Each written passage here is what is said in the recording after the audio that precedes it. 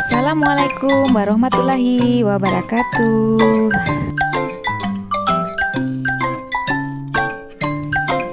Jangan lupa subscribe ya.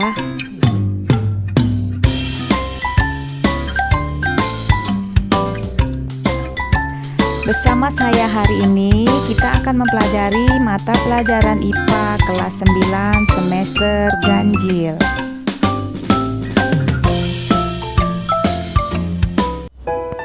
Materi pelajaran kita hari ini adalah tentang pembelahan sel.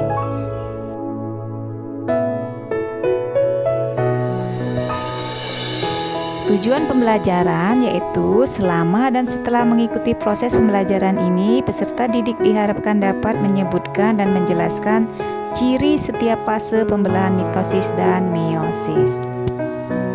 Di sini nanti kita akan pelajari tentang perbedaan pembelahan sel secara mitosis dan meiosis. Kalau dilihat dari gambar ilustrasi, itu terlihat kalau mitosis itu dari satu sel menjadi dua sel, sedangkan yang meiosis dari satu sel menjadi 4 sel. Kenapa bisa begitu? Mari kita pelajarin bersama. Baik, mari kita lihat penjelasan tentang pembelahan mitosis sebagai berikut. Pembelahan secara mitosis menghasilkan dua sel anakan dengan materi genetik yang identik dari sel induk. Pembelahan secara mitosis terjadi pada organisme yang mengalami pertumbuhan, perbaikan atau reproduksi aseksual.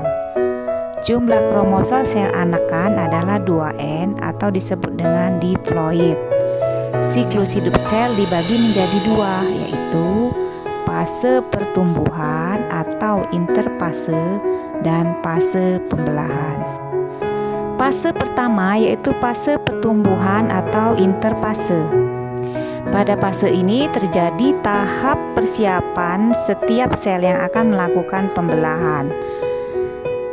Pada tahapan ini adalah tahapan yang paling lama dalam siklus sel. Pada interfase ini terjadi proses metabolisme yang tidak berpengaruh dalam perubahan morfologi sel. Terdiri atas 3 fase yaitu G1 atau gap 1, S atau sintesis, G2 atau gap 2. Jika G1 terjadi pembentukan organel-organel sel dan pertumbuhan sel.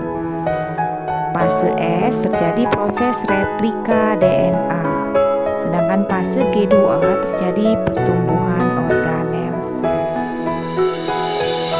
Selanjutnya adalah fase pembelahan mitosis atau profase. Pada fase ini, benang-benang kromatin memendek dan menebal membentuk kromatid. Kromatid berpasangan membentuk kromosom. Membran nukleus dan nukleolus menghilang. Pada sel hewan, sentriol mengalami pembelahan.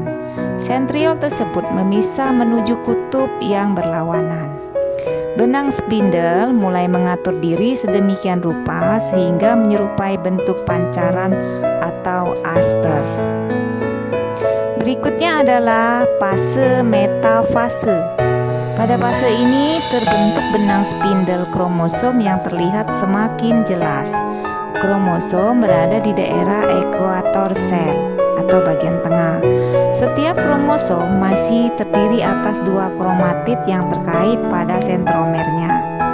Pada setiap sentromer ada 2 kinetokor yang masing-masing dikaitkan dengan benang-benang spindle. Selanjutnya adalah fase anafase. Pada fase ini benang-benang spindle memendek, kromatid menuju kutub yang berlawanan. Mulai terjadi sitokinesis atau sitokinesisnya dimulai.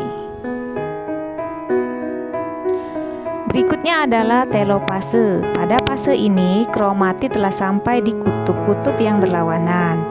Kromatid menipis dan memanjang menjadi kromatin. Kumpulan kromatin membentuk anak inti. Terbentuk membran nukleus di luar anak inti. Sitokinesis selesai, terbentuk 2 sel anakan. Baik, Adik-adik, sekarang kita ke pembelahan meiosis. Pembelahan ini adalah menghasilkan anakan dengan jumlah kromosom setengah jumlah kromosom sel induk. Pembelahan meiosis bertujuan untuk berkembang biak secara seksual, yaitu dalam proses pembentukan gamet atau istilahnya gametogenesis. Meiosis mengalami pembelahan inti 2 kali, sehingga satu sel diploid atau 2N akan menghasilkan 4 sel haploid atau N. Sebelum pembelahan meiosis terjadi, sel mengalami fase pertumbuhan atau interfase seperti pada tahap pembelahan mitosis. Pada pembelahan meiosis ini akan terjadi 2 tahap, yaitu meiosis 1 dan meiosis 2. Pada fase pembelahan meiosis 1, yaitu dimulai dari profase 1. Pada fase ini, membran inti mulai menghilang, terbentuk gelendong pembelahan, kromosom menebal dan kromosom homolog saling berpasangan. Terjadi pindah silang atau pertukaran segmen molekul DNA yang sesuai di antara 2 kromatid. Selanjutnya adalah fase metafase 1. Pada fase ini, kromosom homolog tetrad bergerak ke bidang ekuator dengan sentromer mengarah ke kutub. Masing-masing kromosom berikatan dengan benang spindel pada bagian sentromer. Berikutnya adalah anafase 1. Pada fase ini, kromosom homolog ditarik oleh benang spindel ke arah kutub pembelahan, sehingga tetrad terpisah dan kromosom bergerak menuju kutub yang berlawanan. Membran sel mulai melekuk di bagian tengah. Tujuan anafase 1 yaitu membagi isi kromosom diploid menjadi haploid. Berikutnya adalah telofase 1. Pada fase ini, retikulum endoplasma membentuk membran inti di sekitar kelompok kromosom pada kutub pembelahan. Nukleolus mulai terbentuk. Terjadi sitokinesis, yaitu pembelahan sitoplasma menjadi 2 bagian sehingga terbentuk 2 sel anakan dengan kromosom yang sudah haploid.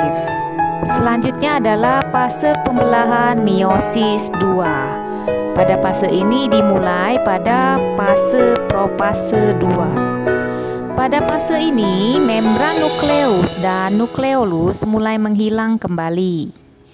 Sentromer membelah dan sepasang sentriol memisah menuju kutub-kutub yang berlawanan, dan di antara keduanya muncul benang spindel yang memancar dari kedua sentriol.